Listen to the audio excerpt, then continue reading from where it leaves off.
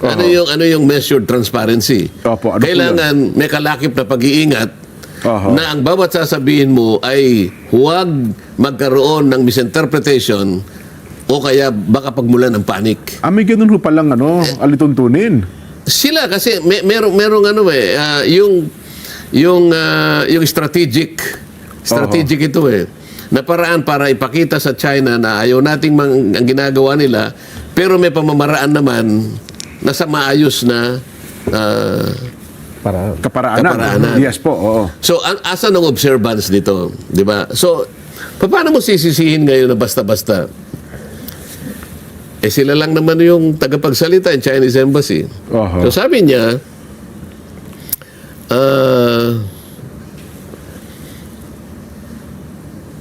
yung ginawa ka ni Commodore Tariela na statement kasama yung mga caricatures.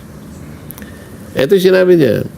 It's a serious violation of China's political identity and a blatant political provocation which has crossed the line.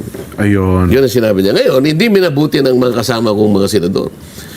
Wala kayong karapatang magsalita kung anong gusto namin sabihin dito. That is meddling into the internal affairs of the country.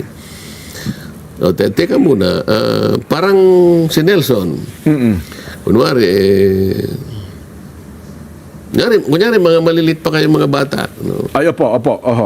Binibiro ka niya kung ano yung sinasabi niya sa'yo. Nagsalita ka rin laban sa kanya. Pareho lang kang Oo. Nagkatuksuhan. Nagkatuksuhan.